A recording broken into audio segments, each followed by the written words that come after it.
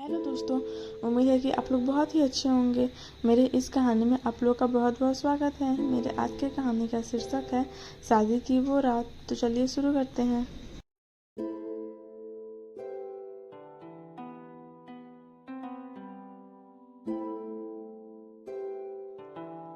गांव के छोर पर बसा वह पुराना हवेली नुमा घर आज फिर से सजाया गया था।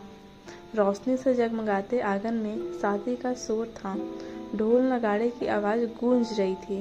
श्वेता की शादी थी गांव के सबसे अमीर घराने में। सब रिश्तेदार दोस्त गांव वाले जमा थे। श्वेता खुद लाल जोड़े में चांद सी लग रही थी, पर कोई नहीं जानता था कि उस हवेली में दीवारों में एक दबी हुई डरावनी कहानी भी थी। शादी की रस्में खत्म होते होते रात के 12 बज गए। पंडित मंत्र पढ़ रहा था। चारों तरफ फूलों की खुशबू फैली थी, लेकिन हवेली के पिछवाड़े लगे पीपल के पेड़ के पास अजीब सी सरसराहट होने लगी।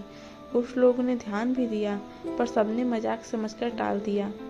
दूल्हा आदित्य ने भी श्वेता से मुस्कुराहट से कहा, अब तो बस हमारी नई जिंदगी शुरू होने वाली है।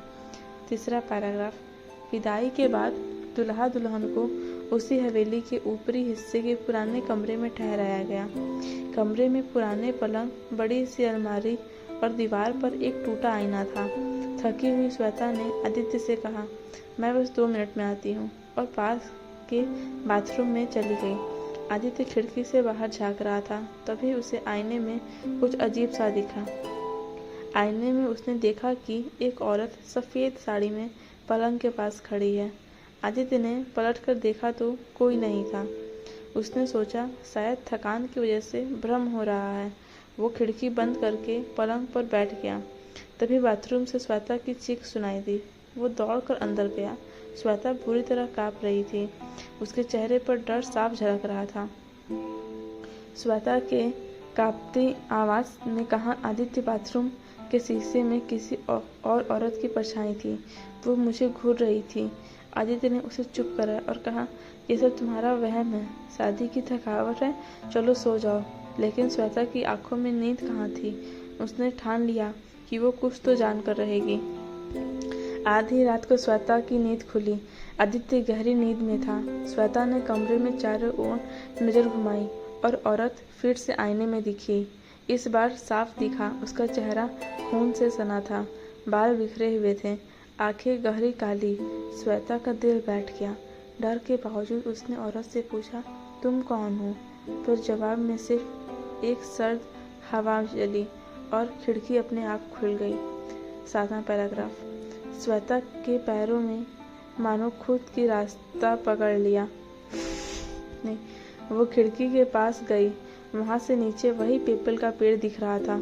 पेड़ के नीचे वही सफ़ेद साड़ी वाली औरत खड़ी थी। उसने इशारा किया, जैसे बुला रही हो। श्वेता ने धीमे से आदित्य को उठाया। दोनों ने खिड़की से नीचे झांका, पर अब वहाँ कोई नहीं था।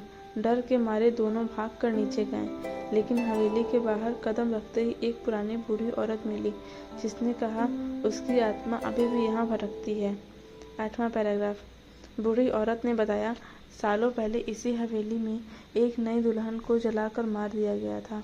उसकी शादी की पहली रात थी। वो आज भी अपनी अधूरी विदाई पूरी करने आती है। जिसने भी उसे देखा, उसने इस हवेली को छोड़ दिया। श्वेता और आदित्य ने उसी वक्त फैसला किया, उन्हें यह हवेली छोड़नी होगी। शादी की वो रात उनकी नई जिंदगी की पहली रात नहीं थी, वो भूत से मुलाकात की रात बन गई। तो दोस्तों, थैंक्स फॉर वॉचिंग। वीडियो अच्छी लगी हो तो लाइक सब्सक्राइब करना ना भूलें। बाय बाय दोस्तों, और नेक्स्ट वीडियो के लिए ज़रूर कमेंट करें। Bye bye.